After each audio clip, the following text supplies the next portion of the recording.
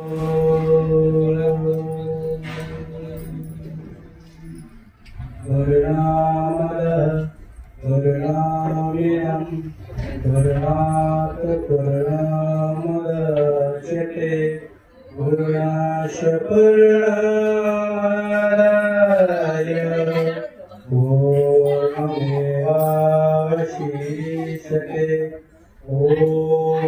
शांति शांति शांति। सदगुरुदेव श्री महाराज की जय। अखिल भुवनमंडल सर्वोत्तरणी मुनि समाज की जय। आर्य सत्संग की जय। परम सम्मानीय पिता माता की जय। सर्वप्रथम मंचासीन आज पवित्र ज्ञान यज्ञ सभापति महोदय एवं मंचासीन समस्त योगी योगाचार्य सिद्ध साधकगण मुनिबंधु एवं सम्मुखें गवेषण मुनिकुमारी तथा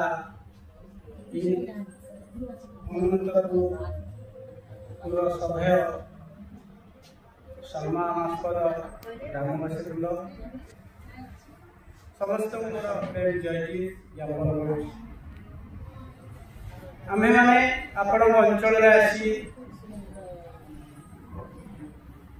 मांकर सहयोग एवं जो माने प्रत्यक्ष परोक्ष भाव में सहयोग करी सत्संग के आयोजन करिसेंती कारण मुख्य उद्देश्य होछि मानव कल्याण।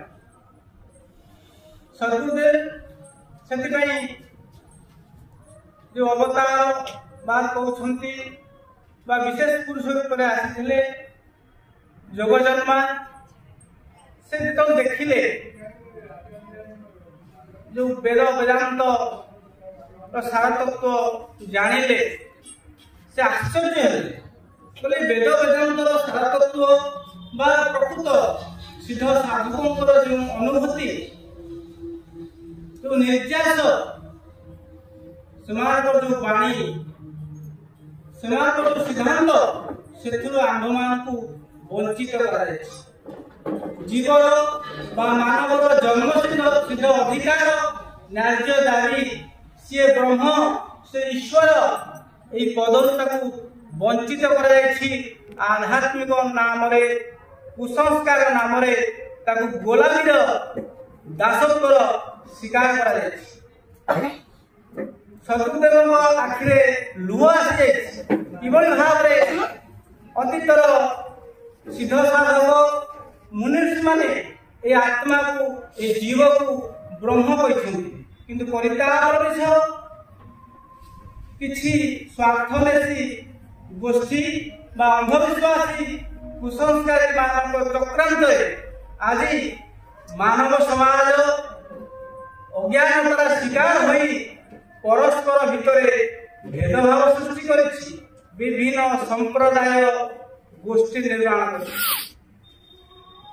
तेणु जिते गुड़िए गोष्ठी संप्रदाय या समस्त दाबी करते मनुष्य को आमे मुक्ति दबू आमे शांति दबू निर्भयता दबू आपन स्वास्थ्य दबू निरोगता दबू तेणु गुरुदेव कहले मुझे मुनि समाज गठन करुछि यार विशेषत्व कहीं सब समाज तो अच्छी समस्त दाबी कर मुनि समाज स्थापन करी कौन बा नूतन तत्व मुझे देवी गुरुदेव कहले संसार में आपण मैंने जिते मतवादी संप्रदाय देखी समस्त कहते ईश्वर बाहर अच्छी तुम्हें दास तुम्हें गोलाम तुम्हें भिक्षा माग तुम्हें काकुति मिनती हुआ तुमको सी कृपा करेंगे गुरुदेव कहले कृपा कहीं ना कृपा तुम्हें करके पाइब तुम कर्म प्रधान अच्छी विश्व तुम्हें जहाँ कर से ही पाइब कहीं तुमको देवे ना जार प्रमाण आप गीता भागवत देखीदेवे समस्त कहते आप कर्म करे तेणु आपणकर मुनि समाज को से चारोटी उद्देश्य ले स्थापन कले। संसार में जते चिकित्सालय अच्छी बा डाक्तरखाना अच्छी जो उद्देश्य जे आपण को निरोगता देवे सुस्थता देवे। गुरुदेव कहले मु मुनि समाज गठन करुछि आपण को सुस्थता देवी निरोगता देवी किंतु मुनि समाज को डाक्तरखाना नहीं। द्वितीय जिते प्रकार राजनैतिक दल सृष्टि होती स्वाधीनता देव स्वतंत्र देव। गुरुदेव कहले स्वतंत्रता देवी मुनि समाज स्वाधीन पाइबे कि मुनि समाज गोटे राजनैतिक संस्था देवे।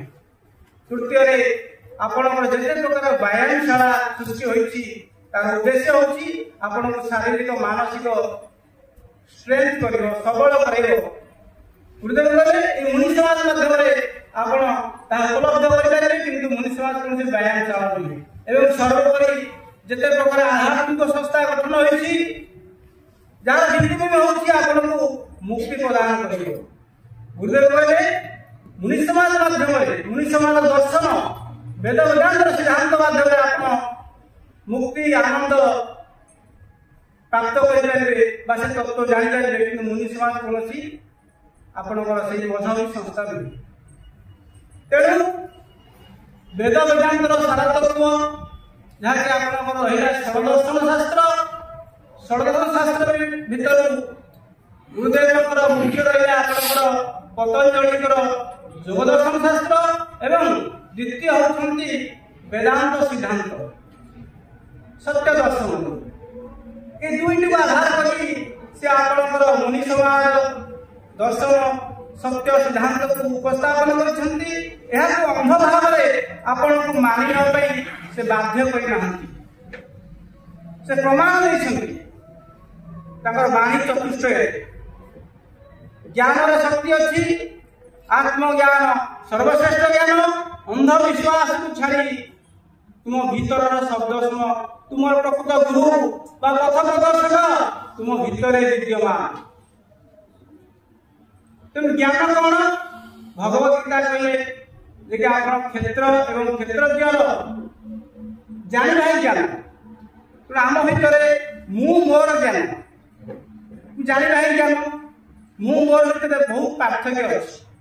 आम कथा कह मो शरीर ये मो घर ये मो गाड़ी ये मो आत्मा भूल हो कारण मु मोर भितर तफात अच्छी डिस्टेंस अच्छी मुझे मोर सी नुहे। तेणु आम कथा कह मोर आत्मा एक्चुअली मु आत्मा। तेणु क्षेत्र क्षेत्रज्ञ जो ज्ञान जानी नहीं आम मुक्ति मार्ग में अग्रसर आगू बढ़ी पार।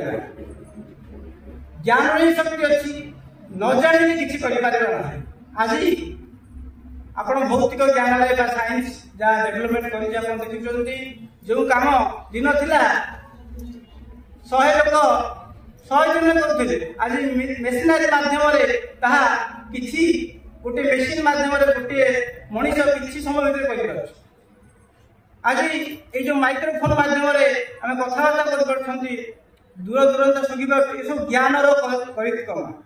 तेणु श्रेष्ठ ज्ञान है आत्मज्ञान। मनीष जिते निजक न जान निज विषय न जान संसार ज्ञान थाई